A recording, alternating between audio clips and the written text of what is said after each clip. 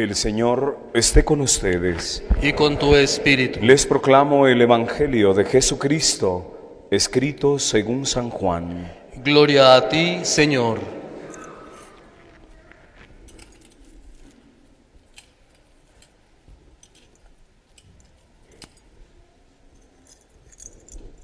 En aquel tiempo Jesús se retiró al monte de los Olivos y al amanecer se presentó de nuevo en el templo donde la multitud se le acercaba y él sentado entre ellos les enseñaba. Entonces los escribas y fariseos le llevaron a una mujer sorprendida en adulterio y poniéndola frente a él le dijeron: Maestro, esta mujer ha sido sorprendida en flagrante adulterio. Moisés nos manda en la ley apedrear a estas mujeres. ¿Tú qué dices? Le preguntaban esto para ponerle una trampa y poder acusarlo, pero Jesús se agachó y se puso a escribir en el suelo con el dedo. Como insistían en su pregunta, se incorporó y les dijo: aquel de ustedes que no tenga pecado, que le tire la primera piedra. Se volvió a agachar y siguió escribiendo en el suelo. Al oír aquellas palabras, los acusadores comenzaron a escabullirse uno tras otro, empezando por los más viejos, hasta que dejaron solos a Jesús y a la mujer que estaba de pie junto a él. Entonces Jesús se enderezó y le preguntó: Mujer, ¿dónde están los que te acusaban? ¿Nadie te ha condenado? Ella le contestó: Nadie, Señor. Y Jesús le dijo: Tampoco yo te condeno, vete y no vuelvas a pecar. Palabra del Señor. Honor y gloria a ti, Señor Jesús. Por las palabras del Evangelio sean borrados nuestros pecados. Así sea. Tomen asiento, mis hermanos.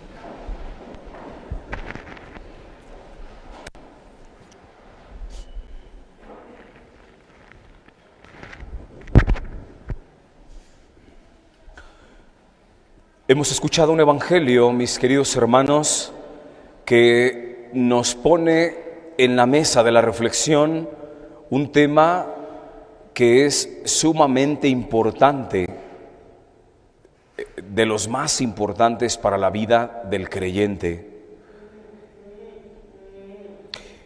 Últimamente, mis hermanos, ustedes lo han notado, se maneja en el ambiente social de que vivimos en una sociedad enferma psicológicamente, que hoy la sociedad está estresada y que vive bajo los efectos de diferentes enfermedades mentales, las que más se mencionan a nivel que impactan la conducta, dicen los psicólogos, que es la depresión y la ansiedad.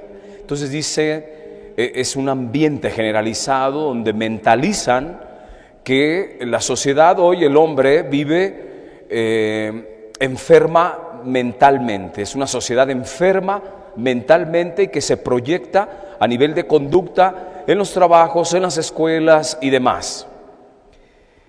Y obviamente ofrecen aparentes formas de que esta sociedad se sane mentalmente, y lo hacen a través de las vías de la psicología, de la psiquiatría, de la psicoterapia, como alternativas para sanar, y se colocan como profesionales en la salud mental, así se dicen, se colocan como profesionales en la salud mental. Pero tú ves que pasan los años, e incluso pasan las décadas, y la sociedad, en este marco que han dicho estas formas de pensar, pues está más enferma. ¿Sí lo notan ustedes así?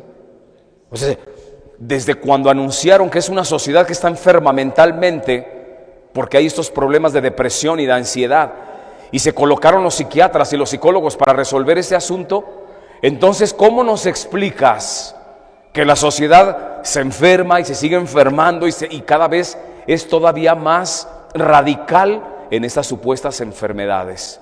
Llegar a grados de gente que se ha convertido prácticamente en asesina, justificándose con trastornos mentales y con más cosas, y comportamientos que dices tú, ¿y dónde está pues la salud que brindaron? Entonces, ¿dónde está pues esta ayuda de los profesionales de la salud mental que prometieron sanar a la sociedad, si se sigue complicando? ¿En dónde está la explicación? El Evangelio de hoy nos dice en dónde está la explicación. Y la explicación está, mis hermanos, en que la sociedad sacó a Dios de su ambiente social. Se convirtió en una sociedad atea.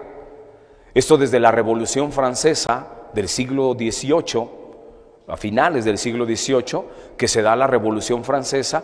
Esta Revolución Francesa fue como el Big Bang, la gran explosión del ateísmo. Empezó en Francia y el racionalismo empezó a cundir y a llegar a todos los niveles de la sociedad. Uno de los objetivos de la Revolución Francesa era sacar a Dios y endiosar a la razón. De hecho, así se hizo. Se quita en Francia, en París, se quita la imagen de María en los templos, en las catedrales, y se coloca a la imagen de la diosa razón. Porque dijeron ellos, aquí se termina la religión, aquí se termina Dios y aquí se termina todo esto. Aquí empezamos ahora a entender verdaderamente que la ciencia es la que debe regir. Y bueno, vendrá después el siglo XIX, donde aparecerá Freud. Con el psicoanálisis, con el mismo objetivo de acabar con la religión y de acabar sobre todo con el cristianismo. Este hermano, además de que era un satánico, eso no lo dicen en las universidades, que Freud pertenecía a un grupo de masones. Además de ser satánico, incluso los mismos judíos llegaron a escribir artículos avergonzándose de Freud. Freud era judío, acuérdense ustedes. Avergonzándose. Esa forma de pensar de Freud no es el pensamiento de los judíos. Ellos mismos se avergonzaron de Freud. Pero eso no lo van a decir. ¿Pero qué voy con esto? Que a partir de Freud hubo una revolución en la cuestión de la psicología. A partir de Freud, y él dijo, el psicoanálisis es la nueva religión. Tiene que desaparecer la religión cristiana católica y la nueva religión es esta, el psicoanálisis. Y desde entonces tuvo un impacto muy fuerte la psicología en las personas y empezó a desconfigurar el tema de la religión como tal y sobre todo la confesión. La confesión, porque entonces empezaron a decirle a la gente, ¿por qué tienes que cargar con culpas que te pone el cura o que te pone la Iglesia Católica? No existen los pecados. ¿Qué pecados? ¿De qué están hablando? Aquí no hay pecados. Se trata de una imposición que te está haciendo la Iglesia, cargarte con culpas que tú no hiciste y que tienes que cargar con ellas, y entonces aléjate de los curas, aléjate de la confesión, aléjate de la Iglesia, que no existe pecado. Y entonces, hermanos, y hoy cada vez más se demuestra esto. El desorden comportamental, es decir, la forma en que se comporta hoy la sociedad, proviene de una cosa: del pecado. El pecado es el que impacta primero a nivel espiritual. El ser humano es espíritu también. Segundo, el pecado te impacta a nivel psíquico, a nivel psicológico, porque el ser humano también es psique, es emociones, es afectos. Y finalmente el pecado también impacta a nivel somático, a nivel del cuerpo. ¿Ve? Porque tú también eres cuerpo. Entonces tú eres cuerpo, tienes un aspecto psicológico, un cuadro psicológico donde entran tus afectos, emociones y demás, y entra tu dimensión espiritual. El pecado, hermanos, colapsa al ser humano. en todos los sentidos. El primer impacto que hace un pecado es, y si es pecado mortal, obviamente, por eso le llaman mortal. ¿Por qué? Porque termina aniquilándote la vida en el espíritu, mata la vida espiritual de una persona. Va a impactar a nivel psicológico y va a impactar a nivel conductual. ¿Por qué vemos una sociedad así? Es que tiene enfermedades mentales, no es que tiene pecados muy graves. Tiene pecados muy graves. No es que tiene una enfermedad mental, es que tiene un pecado muy grave que le ha cambiado su conducta. Los pecados cambian las conductas del ser humano, hermanos. Los pecados cambian las conductas. Agárrate cualquiera de los 7 pecados capitales y están diseñados para deformar el sano pensamiento y la sana conducta. Cualquiera de los 7 pecados capitales te deforman. Eso es lo que vemos hoy en la sociedad. No se trata de enfermedades mentales. Se trata de que sacamos a Dios y metimos al pecado. Y el pecado es el que te ha dañado tu dimensión espiritual, tu parte psicológica y también tu parte orgánica. ¿A poco sí, Padre? Imagínate tú, estos hermanos que viven bajo el pecado de la lujuria, una sexualidad totalmente desordenada. Investiga para que veas cómo se ha disparado las enfermedades venéreas, el SIDA y todo esto que proviene de ¿qué? De un desorden conductual sexual y que de fondo hay un pecado que se llama lujuria. ¿Cuándo se va a corregir este hermano? El día que erradique el pecado de lujuria que tiene en su corazón, no cuando vaya con el psicólogo o con el psiquiatra que está más trastornado que él y que puede ser más depravado. Yo conocí, hermano, colegas psicólogos que luego los metieron al bote por depravados, hermanos, con sus pacientes. ¿Esto qué es? Y la gente está buscando al psicólogo porque es que tenemos que sanar a la sociedad. No, hermano, si tú quieres verdaderamente sanar a la sociedad, te tienes que ser consciente de que es una sociedad pecadora. O sea, tú estás pecando. Tus desórdenes de comportamiento, hermano, y los míos, se explican porque tú tienes de fondo un pecado. El pecado que deforma tu comportamiento. Toda persona que tiene aparentemente desórdenes mentales no es otra cosa más de que si le escarbas, hermano, escárbale poquito para que veas, te vas a encontrar con un pecado, o 2, o 3, o los 7. Pecados graves, pecados capitales. Esta sociedad nunca se va a corregir, hermanos. Desde ahorita les puedo firmar un papel. Si la sociedad sigue atea y sigue sin tomar conciencia de que hay pecado y que deforma mi psique, mi espiritualidad y también mi cuerpo, nunca se va a sanar esta sociedad, hermanos. Así pongan clínicas y así, no se va a sanar. ¿En dónde está la salud? Hoy justamente Cristo nos dice, el único que hay que puede sanar el pecado con su impacto que tiene en la vida del ser humano se llama Jesucristo, hermanos. Y fuera de Jesucristo no hay nadie que te pueda sanar del influjo del pecado. Cristo es el único que puede sanar y por eso instituyó un sacramento maravilloso, la reconciliación, la confesión. ¿Y por qué le voy a decir mis pecados? Porque luego sale el psiquiatra que también no conoce nada de religión y no conoce nada de teología y no conoce nada de hacer sus propias interpretaciones. ¿Y por qué le vas a ir a decir tus pecados a uno que es más pecador que tú? Sí, yo puedo ser más pecador que todos ustedes, hermanos. Pero resulta que yo no perdono pecados. Resulta que yo no perdono pecados. ¿Quién es el que te perdona los pecados? Se llama Jesucristo. Yo no conozco, el Papa no perdona pecados, hermanos. El obispo no perdona pecados. Los perdona Jesús. Los perdona Jesús. Y alguien nos podrá decir, Padre, pues yo sí creo toda esa doctrina que me está diciendo. Yo me acerco a la confesión. Pero ¿por qué no experimento salud en mi comportamiento? En mis estados mentales. Porque aquí viene la pregunta que te tiene que sacudir, hermano, y a mí también. ¿Te estás confesando bien?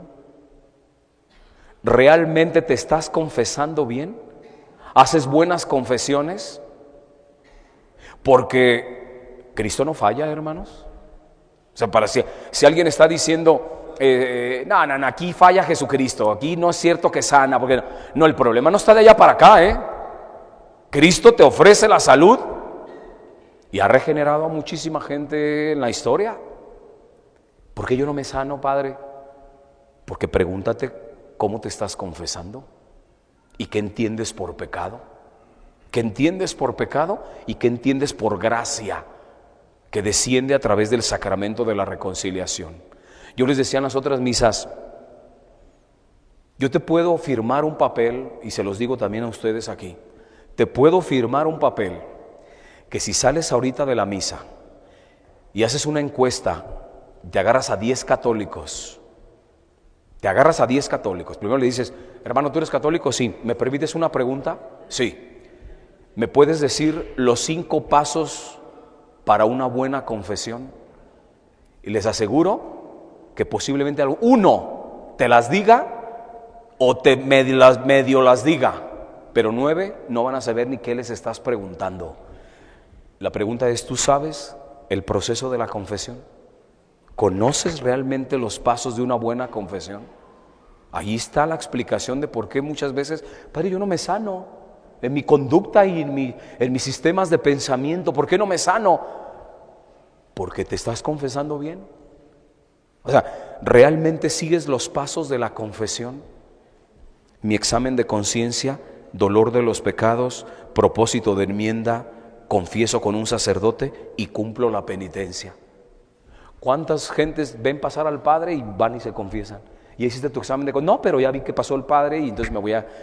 Hermana, ¿y tu examen de conciencia? Con uno de los 5 pasos que no hagas, se invalida tu confesión. ¿Cómo, Padre? Así como lo estás escuchando. Un paso que no hagas, no hiciste examen de conciencia antes de confesarte, no vale tu confesión, hermano, porque no vas a saber ni qué le dices al Padre, como le pasa a mucha gente que está haciendo fila, se mete y ya cuando está diciendo, ay, ¿qué le diré, Padre? Ay, pues ¿por dónde empezar? Hermana, tuviste todo el día para que hicieras un examen de conciencia, para que vengas a decirme, ay, pues ¿qué le diré, Padre? No, te pateo porque estoy dentro del confesionario, hermana, pero ¿y cuántos católicos hacen eso? ¿Y preparaste tu confesión, hermano? No. ¿Ya tuviste un encuentro con el Señor para decirle, Señor, me duele, me pesa haber pecado? Dolor de mis pecados, segundo paso. ¿Realmente ya hablaste con Dios? ¿Ya le dijiste, Señor, perdóname? Volví a caer otra vez en el pecado y no sabes cómo me avergüenza poderte ofender otra vez. ¿Ya lo hiciste? ¿Ya pasaste al tercer paso entonces? ¿Ya hiciste un propósito de enmienda? Es decir, ¿le quieres manifestar a Dios que realmente te quieres corregir? ¿Sabes qué, Señor? Me cuesta tanto trabajo, pero todos los días me vas a ver esforzado en luchar contra este pecado, porque quiero un propósito de enderezar mi vida. ¿Ya hiciste este paso? Ahora sí, preséntese con el confesor. ¿Ya estás en este tercer paso? Vaya a confesar, que es el cuarto paso, decirle los pecados a un sacerdote. Fíjate bien, decirle los pecados a un sacerdote. Para todos aquellos que, no, yo directamente con, no inventes, hermano. Y eso no lo está diciendo, no lo digo yo, esto lo dijo Cristo. A los que les perdonen los pecados les quedarán perdonados. Lo dijo Jesús. Si no te gusta la forma, ve y reclámale a Él, no al Padre. Cristo fue el que lo instituyó y así se le ocurrió a Él. Y así se le pegó la gana a Jesús. Que para vez de que se te perdonen los pecados, tienes que acudir con un ministro, un sacerdote que te va a perdonar los pecados. Y otro aspecto a considerar en la confesión es que le vas a decir los pecados, no le vas a platicar historias, no vas a ir a platicar con el Padre, no vas a ir a tener dirección espiritual. Al confesionario te metes a decir solamente tus pecados. Yo se los dije en las otras misas, se lo digo en esta y lo seguiré diciendo en las demás misas. La verdad, a mí me llama tanto la atención, ¿por qué meten una silla al confesionario para el penitente? El que se tiene que sentar es el sacerdote, porque está sentado en la cátedra y está como juez. El sacerdote, cuando se sienta en un confesionario, está haciendo las veces de juez. Cristo juez te está juzgando, está sentado. ¿Tú qué tienes que hacer? Llegar y ponerte de rodillas, hermano.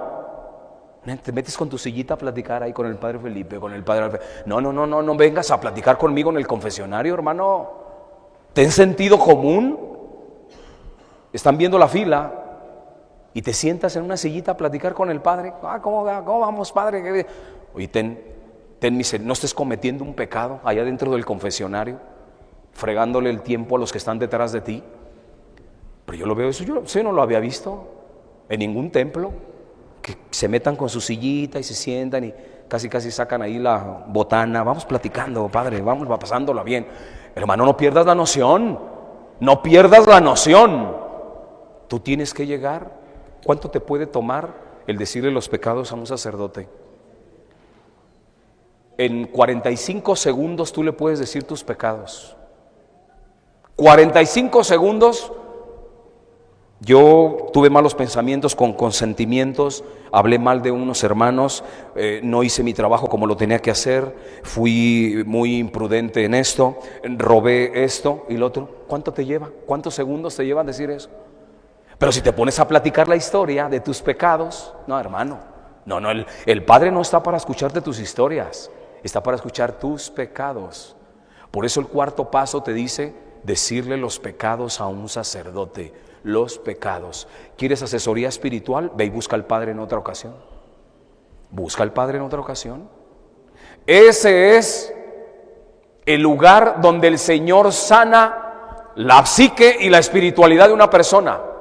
Esa es la verdadera clínica psicológica, hermanos, el confesionario. Pero ¿cuántos católicos la buscan?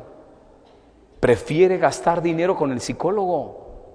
¿Habráse visto semejante insensatez? Yo voy porque me dijeron que era un psicólogo muy bueno y cuando el psicólogo, por más bueno que sea, ¿cuándo te va a imponer una mano y te va a decir: yo te absuelvo en nombre de Jesucristo de todos tus pecados? Y esto ocurre, hermanos. El sacerdote le impone la mano al pecador y le dice: yo te absuelvo de todos tus pecados en el nombre del Padre y del Hijo y del Espíritu Santo. Obra la gracia, llega la gracia a la persona. Pero ¿cuántos católicos buscan la confesión? ¿Cuánto tiempo tienes que no te confiesas, hermano? Y luego andas buscando explicaciones de tus malos comportamientos. No, hermano, nunca lo vas a encontrar, ni tampoco vas a encontrar la salud psicológica, jamás, si no acudes al confesionario. Esto es así. Por eso, ¿qué mensaje nos regala hoy el Evangelio? Sé consciente, hermano, del pecado y sé consciente de la única forma en que te puedes sanar de tus pecados. Hoy vamos a pedirle a nuestra Madre Santísima, la que no cometió pecado, que nos muestre, que nos enseñe el camino para llegar a su Hijo Jesús y experimentar la salud en la mente, en el corazón, en nuestro cuerpo y en nuestra vida espiritual.